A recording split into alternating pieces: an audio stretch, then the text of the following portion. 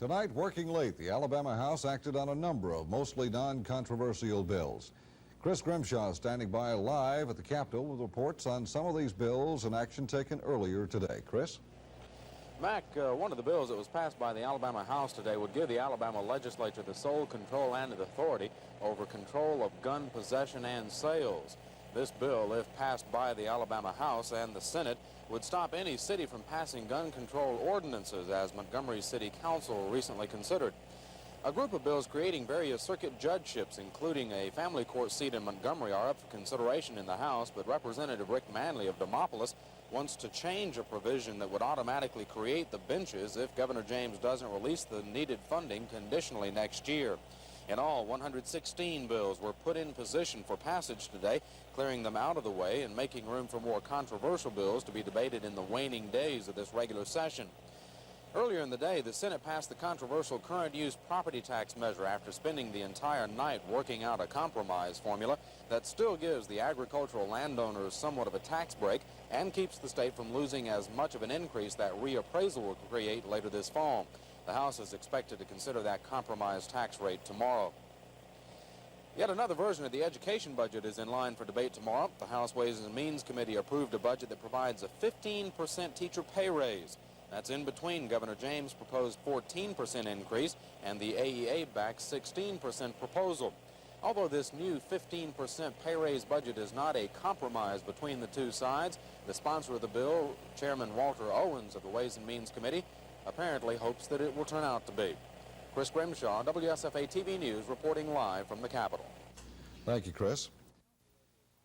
The House today gave final approval to the so-called current use property tax bill, but when the bill's sponsors took the bill down to the governor for his signature, the governor's office was closed. The governor has been opposed to current use, and the bill's sponsors say it's the governor's opposition and reluctance to accept the bill for signature that apparently prompted the governor to close his office. All of this led to a resolution from the Senate asking the Supreme Court of Alabama to consider whether the unsuccessful attempted delivery counts as part of a time frame during which the governor is forced to act on a bill presented for his signature. Late this evening, the Supreme Court returned word that it would hold a hearing tomorrow and asked the governor to explain his absence. The time frame is important since it would mean the governor would be forced to act on the current use bill before the session ends, or possibly kill the bill by letting it die once the session ends. There was plenty of other action at the Capitol today. A number of pay raise bills were approved in the House and Senate, including separate bills providing teachers with a 16% pay raise and state employees with a 12% pay raise. A bill giving the governor, Secretary of State, State Auditor, and Commissioner of Agriculture a pay raise was also passed. Yet another bill giving some probate judges a higher salary also passed. The Senate also gave final approval to 3 Montgomery County bills giving the tax assessor, tax collector, and probate judge a pay raise. The Senate also tied itself up in a filibuster over a bill that would provide county commissioners with a minimum salary, which in many counties would mean a pay raise for the county commissioners. As Senator Lister Hill Proctor mentioned late in the evening, with election year here, it appears the only people not getting a pay raise are the legislators and the press. Chris Grimshaw, WSFA TV News at the Capitol.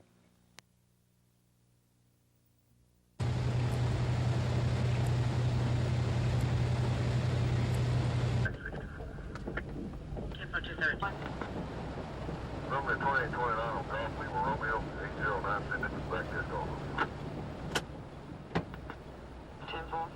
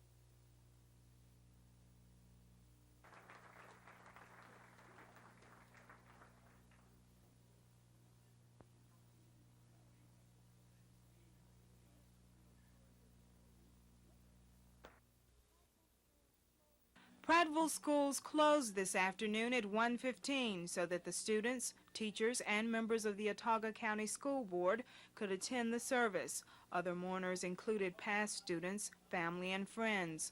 Autauga County Superintendent of Education Billy Cruz calls Steele's death a sad time for everyone. He says everyone is deeply wounded personally and professionally. He says Steele was dedicated to leading young people to a fuller and more abundant life. Prattville Mayor Gray Price says he worked with Steele for 3 years and found him to be dedicated to education, a loving father, and friend. Price says Steele's life revolved around his children, family, and school duties. Steele is survived by 4 daughters, 3 sons, and a number of other relatives. After the services, he was laid to rest at the Chapman Cemetery. Cassandra Taylor, WSFA TV News in Prattville. Let not your heart be troubled. Ye believe in God.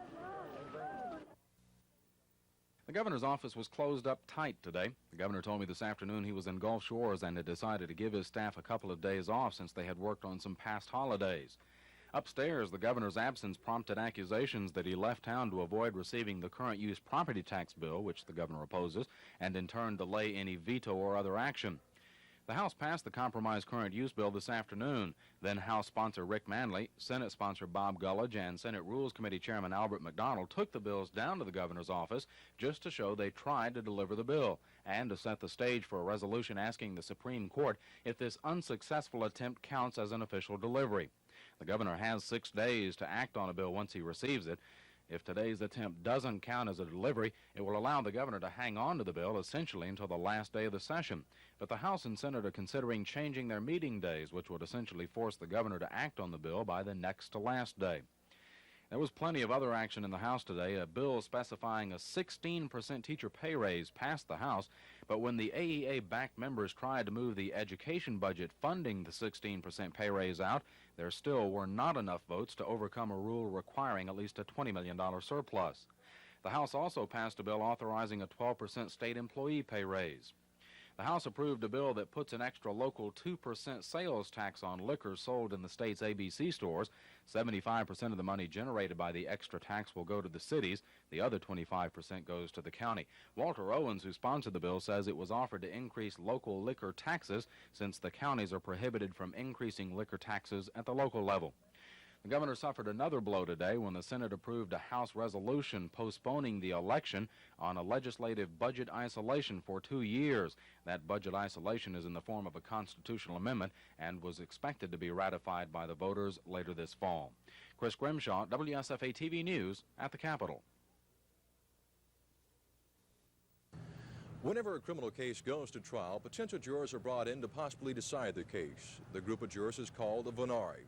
The prosecution and defense will dismiss or strike potential jurors until there are only 12 people left in the venari. The last 12 people will serve on the jury. With the exception of Jefferson County, throughout Alabama, the defense has been allowed to strike 2 people from the venari for each person dismissed by the prosecution. District attorneys like Montgomery County's Jimmy Evans have been fighting for one-on-one strikes, saying the defense had an unfair advantage. One who would disagree with Evans is Larry Craven, a Montgomery trial lawyer. Craven has seen both sides of the argument. Before entering private practice, Craven served 2 years as an assistant attorney general and 2 years as a deputy district attorney. The defendants have had the opportunity to strike 2 jurors for every 1 juror that the state strikes. And the reason that there's some equality in that is that the state, the prosecutor, the district attorney's office, has the opportunity to make the first closing argument. They have the opportunity to have the final word in the criminal trial, the last closing argument. And probably the most important of all is that they have the first opportunity to speak to the jury in the form of the opening statement that's made to the jurors. If the bill is signed into law by the governor, Larry Craven and trial lawyers like him say it will be an unfair advantage to defendants. The advantage now will be shifted to the prosecution. Don Phelps, WSFA TV News.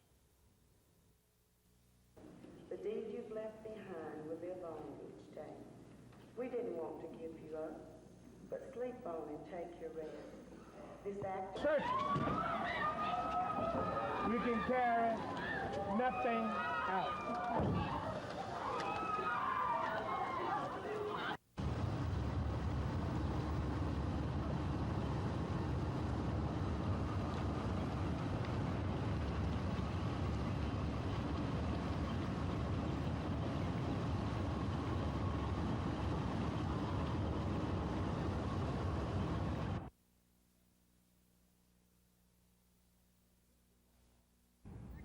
Spring football at Auburn this year promises to be much different than last. Coach Pat Dye has now been through his first season, and he knows a little bit more about what he's looking for.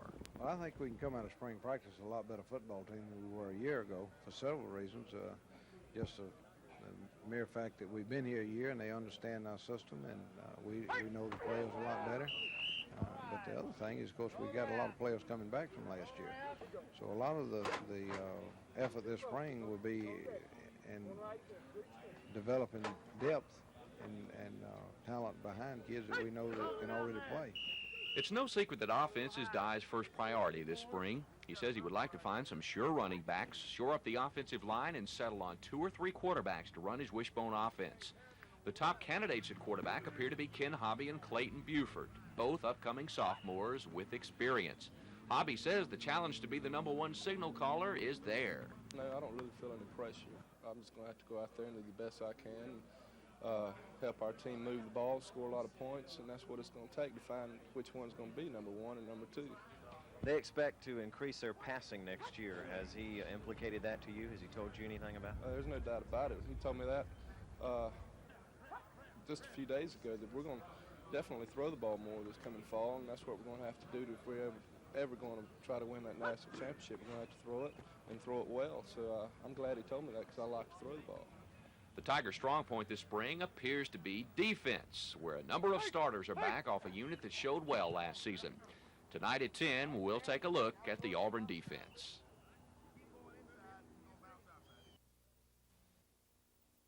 Perhaps the brightest spot in Auburn's 5-6 season last year was the defense. While the offense struggled to learn the mechanics of the difficult wishbone, salty defensive efforts kept the Tigers in most games. Coach Pat Dye will return 8 starters off that unit, one he says that has a chance to be great. We feel good about our defensive football team. I don't think that I've ever been around a defensive team that has more potential. Of course, that potential sometimes can get you in trouble if you don't develop it. We got a good, healthy situation defensively with a bunch of kids that have played and started, and others that should be pushing. All-American candidate Donnie Humphrey is back at defensive tackle. He says it's a good feeling to be considered a potential All-American. It's a great feeling to let the people feel that I'm an All-American. But you know, one thing about being considered All-American, they don't realize it's not an individual thing. It's a team effort. Also back is last year's leading tackler, linebacker Chris Martin. He says that going into spring, the defense should be good. There ain't no doubt about it. We're losing 1 or 2 guys, and all the guys coming back, we already know the defense. It's just a repetition thing like that. And when you get a lot of repetition, you're going to be good. With the defense the Tigers return, it's no wonder Auburn fans are optimistic about the coming season. You can check out the new edition of the Tigers at the May 1st A-Day game.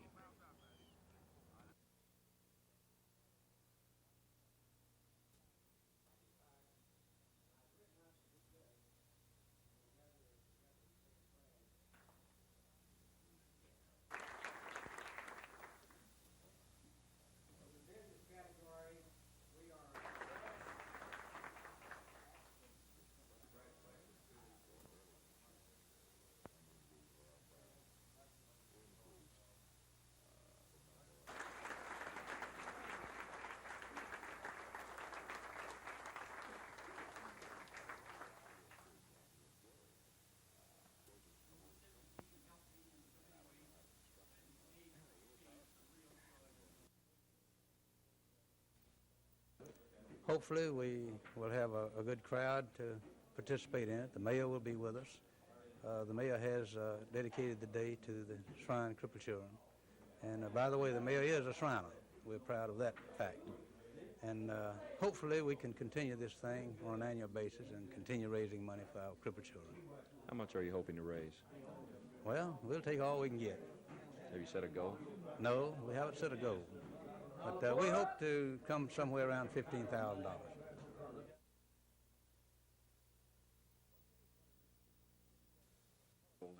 Montgomery County District Attorney Jimmy Evans sent a telegram to Governor Fob James tonight urging him to sign the one-for-one strike jury bill into law before Monday. In his telegram to James, Evans said any delay in signing the bill will substantially hinder and frustrate the rights of victims. We want the victim of the crime to be able to strike an equal number of jurors just like the alleged criminal. This bill, Senate Bill number 4, which has passed both the Senate and the House, would put the victim more on an equal footing with the alleged criminal, and it's just absolutely essential that the governor sign these bills. Evans says Alabama courts have several major criminal cases set for trial next week, including capital murder cases, which carry the death penalty. While Evans says the one-for-one strike bill is desperately needed by prosecutors, most defense attorneys, like Larry Craven of Montgomery, consider passage of the bill a blow to defendants. Craven, who has served as both a prosecutor for the Attorney General's office and the Montgomery County DA's office, says the bill would destroy the equality that currently exists in the courtroom under the two-for-one strike law. Don Phelps, WSFA TV News. The conviction rate in Montgomery County is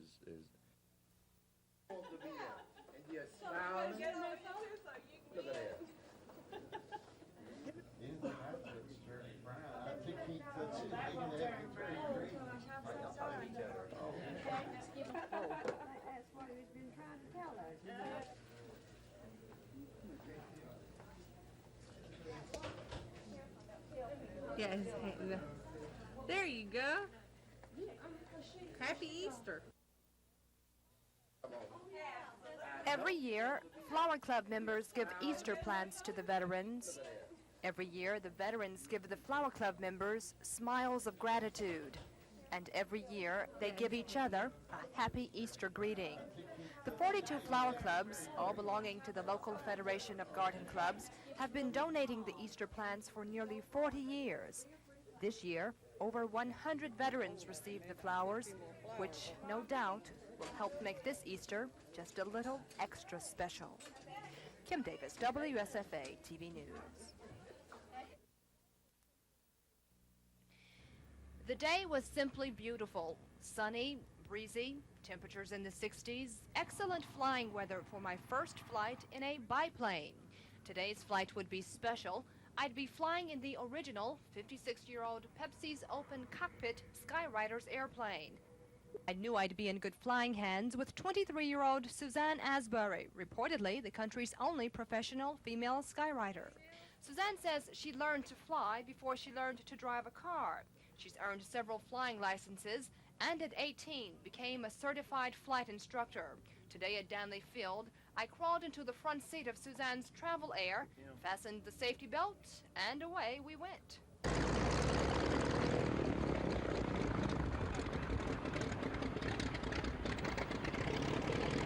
It's true, on a clear day you can see forever. The flight was smooth, a bit chilly. The view in the two-seater airplane was breathtaking, soaring along at 1,000 feet.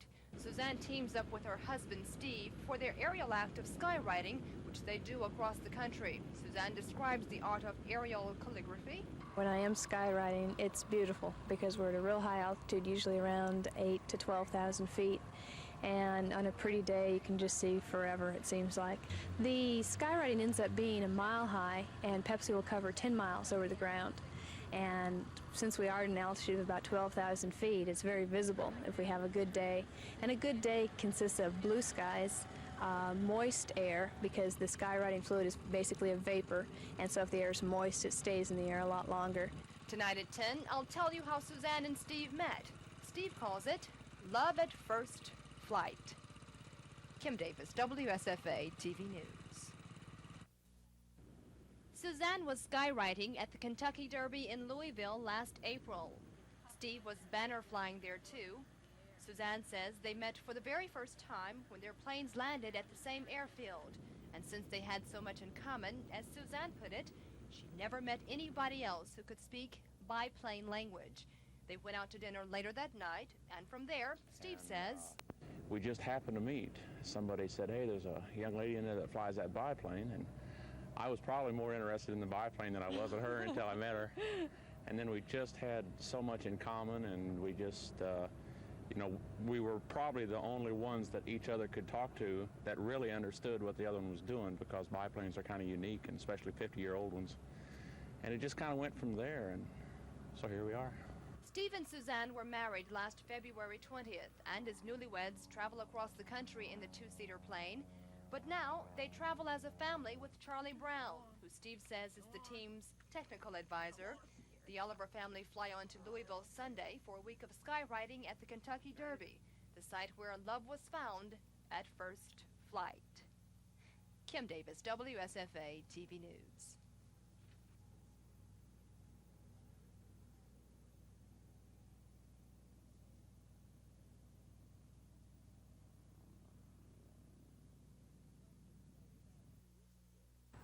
The controversy started about 2 weeks ago when the Department of Corrections moved in a modular home in between two stationary homes at the Wetumpka Work Release Center here. And according to the planning commissioner for the city of Wetumpka, Billy Skinner, moving that mobile home in here is against city ordinances. It's zoned R2. To have a modular home or a mobile home, you have to have it zoned R3. And then it has to be approved by the planning board to be able to put one there then. And of course, you know, in a R2 section there's a nicer residential section in which you wouldn't like this type of thing. Well, did anybody explain to them they couldn't put that housing there when they first... They didn't ask nobody. According to prison spokesman Rod Tate, the Department of Corrections was not aware of a problem with zoning laws when the mobile home was placed at the Work Release Center. Tate also says there's an Attorney General's opinion that would exempt state property from local zoning ordinances. Tate says a double-wide modular home was moved in to make room for 20 additional inmates. The addition of inmates seems to be the greatest concern for residents who live across from the center on Jackson Trace Road. A retired military man, Benny Sanford, has lived on Jackson Trace Road for 20 years. He says he doesn't want to see any more inmates in the area. And they have plenty of room up on the hill by the prison for it, so why should they keep moving down here closer and closer? A request to rezone the property to include modular housing will be taken up at the Wetumpka Planning Commission meeting Monday night.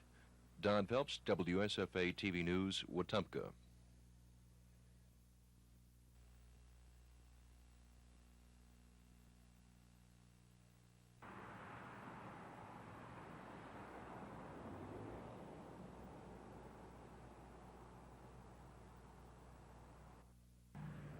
Right now, we're getting a lot of objection to putting it there.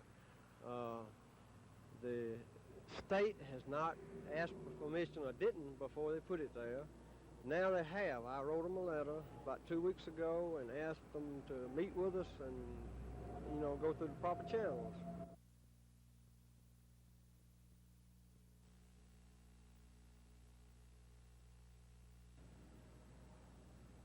Billy Skinner.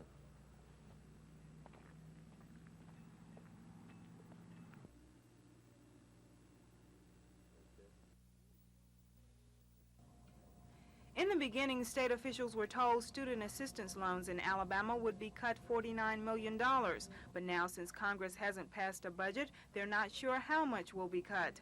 AIC Executive Director Dr. Joe Sutton says the program should continue into the next school year with the same amount of money as this year. Sutton says students may be hesitant to apply for assistance, but he encourages them to do so anyway until something more definite comes from Congress. The Guaranteed Student Loan Program is the primary source of income for a number of students who plan to go to college. A drastic cut could reduce the number of students in the state's colleges and universities. Alabama college and university presidents plan to meet with members of the state's legislative delegation during the latter part of this month to rally support for the continuation of student assistance programs. The educators say the continuation of the program is absolutely necessary if Alabama intends to meet the economic and technological challenges the state will face during the next decade. Cassandra Taylor, WSFA TV News in Auburn.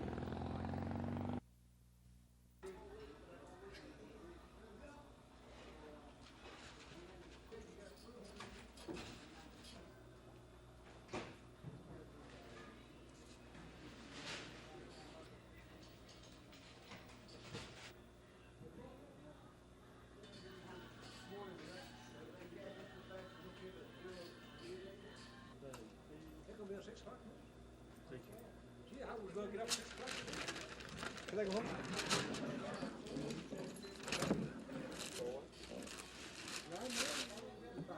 I want it. Pretty quick.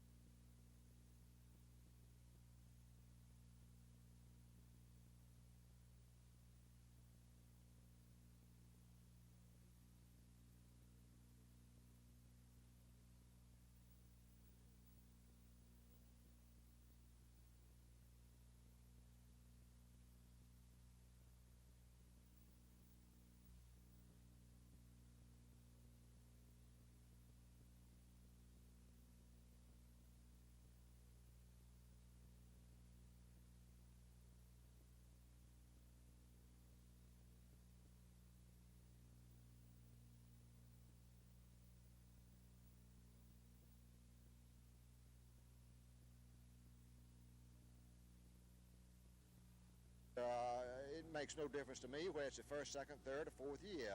What's right's right, what's wrong is wrong. So we're going to do everything we can to kill all of those snakes, and when I say snakes, I mean if we can help the Alabama farmers, we'll do anything to do that. But this thing they got doesn't help the Alabama farmer.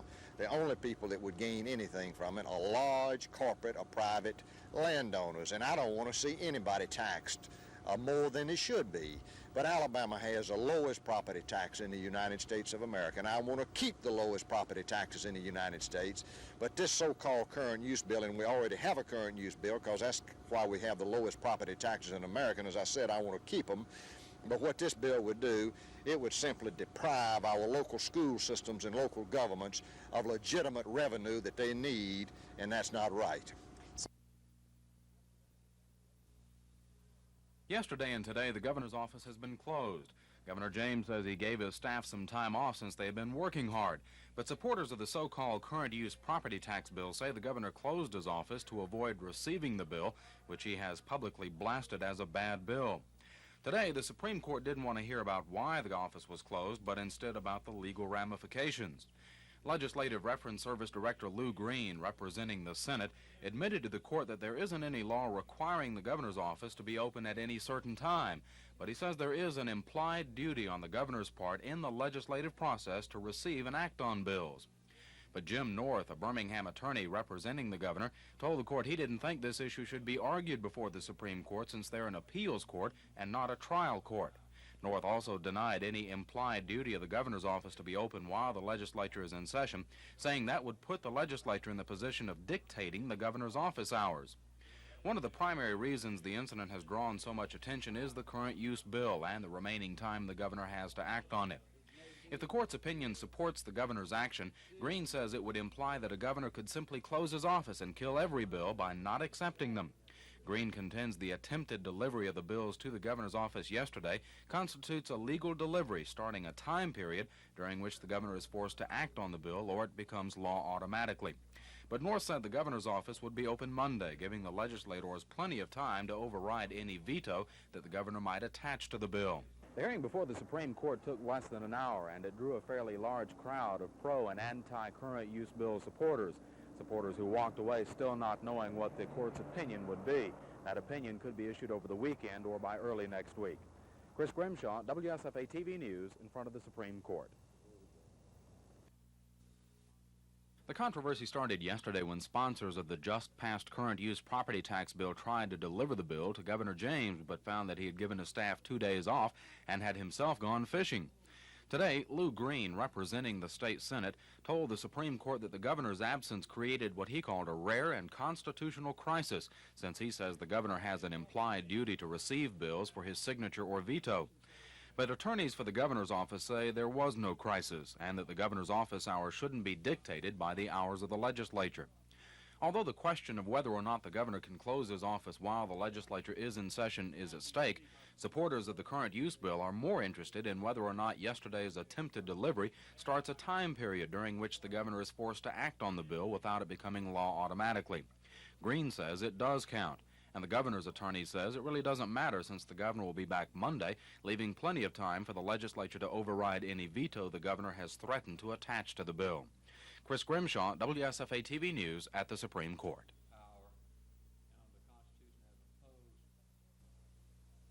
Jack Nicklaus had the first round lead in the morning with a 3 under par 69, but it began to slip. And in the second round, he and the others felt the wrath of the lightning-fast greens.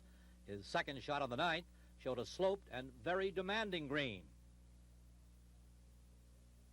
But then on the 10th, Nicklaus took the second round lead of the Masters, going 2 under for the tournament with this putt.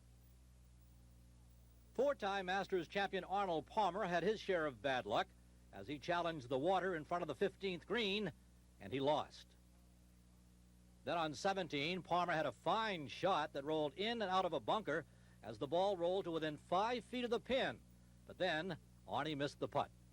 Nicklaus blew a 3-stroke lead, and Spain's Seve Ballesteros got hot, pulled into a tie for the top spot. Curtis Strange made it a 3-way tie here in the 15th with a fine approach shot from the fairway, and the ball settled down for an easy putt for Curtis Strange.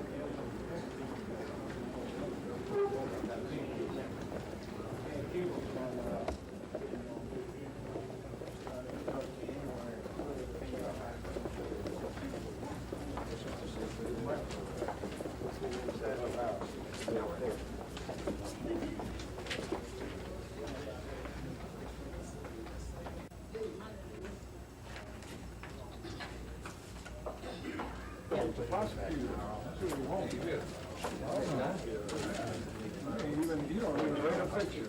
All right. Okay.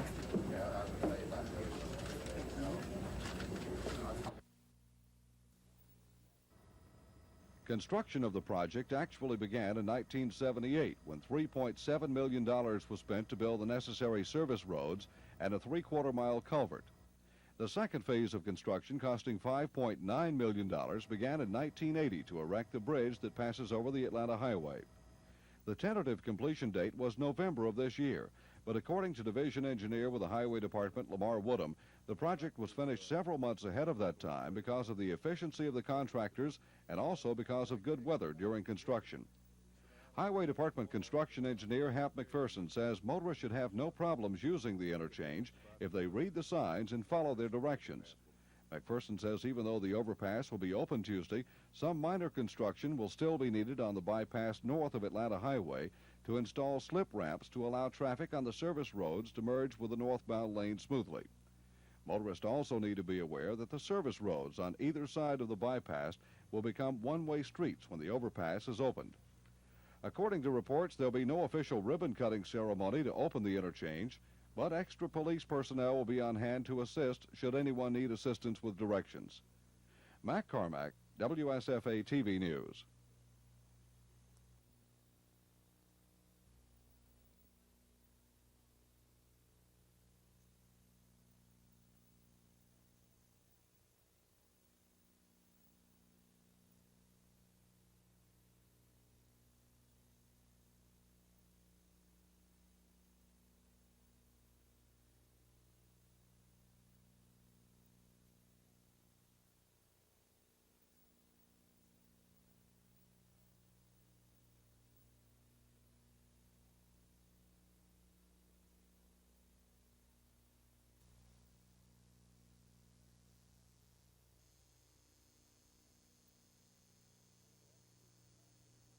If they absolutely cannot do that, there's a Form 4868, which gives them an automatic 60 days extension for filing that return.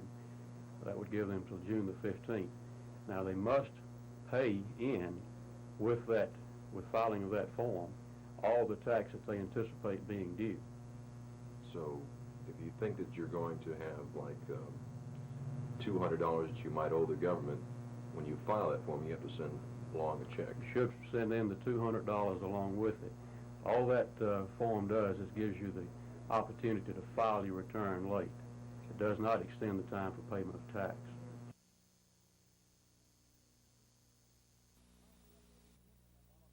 Last Monday, the Commission and Alabama Power Company reached a tentative agreement about a proposed new rate-making plan. Since then, the utility and the Commission have been trying to work out details in the proposal, and to Camp, there's a big difference between a proposal and an agreement. Camp says the only agreement between the Commission and the Power Company is to consider the new plan when it is complete. So, I was willing and am willing to discuss any plan that might be a better way than what we've been doing in the past, where the consumers get a sledgehammer effect every time there's a rate case. Earlier this week, the PSC was criticized for giving in to pressure from the Power Company and the Supreme Court. Camp says the PSC hasn't given in to anyone, and when it comes time to look at the proposed new rate plan, it will be with the consumer in mind. And if it does not have the possibility of at least stabilizing these electric rates, which have been going up, if it can at least stabilize them or make the effect of them less impacting upon the consumer, well, then I will not favor that plan.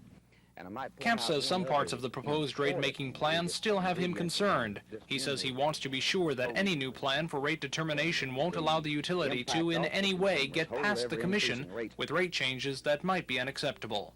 Tom Foreman, WSFA TV News.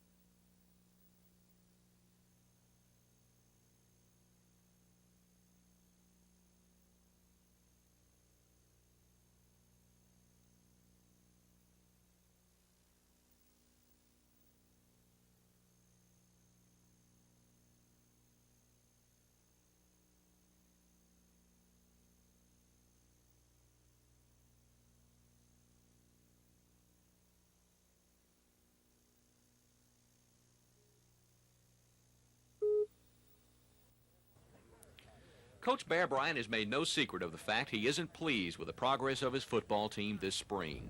One reason, he says, has been a rash of untimely injuries. And secondly, he says too many players with ability, especially in key line positions, are not stepping forward to take charge. But so far, and I can say injuries or whatnot, we haven't had anyone to step out in front like he's a real football player, you know, like all conference or something like that in the line. And that bothers me because most of them, not most of them, but quite a few of them are 5-year men, and they should be coming to front now. On paper, Bryant's offense looks to be very strong. All but one starter returns, and most positions are 3 deep with returning lettermen. On the defensive side, 7 starters are back, but big holes must be filled at middle guard, linebacker, and in the defensive secondary. Up front, we haven't gained anything. We have the same people left what we lost last year. And the secondary, I think we've gained a little something. We have people to work with back there. But overall, the defense is like it was last year, only worse. The front is real thin. We haven't filled our middle linebacker, one of our linebackers, our middle guard spots yet. And I don't know who we can fill it with because there's no one here I'd bet my life on so far. Offensively, Alabama's doing a lot of experimenting this spring. Tomorrow, we'll talk about two key positions, quarterback and tight end.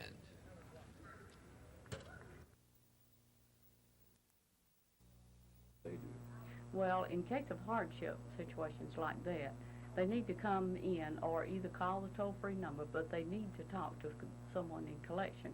Now, this usually involves a full financial statement, and no arrangements can be made for them to pay their tax until this full financial statement is made, and those payments will be based on that financial statement.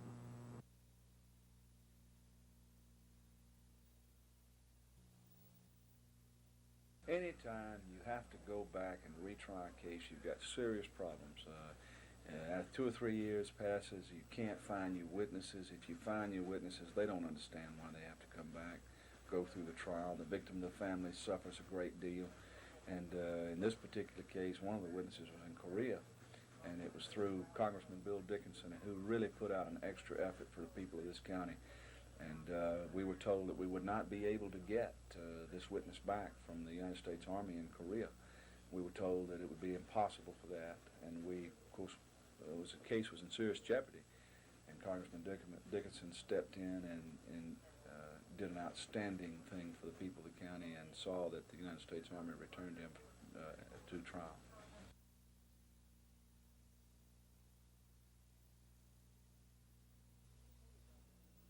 The photograph appeared in the local paper several months ago showing 1,500 people standing in the cold waiting to apply for 200 jobs at a new store. And Freeman says it was that photograph that started him and several other area business leaders to thinking about how they could help people who obviously wanted to work but just couldn't find jobs.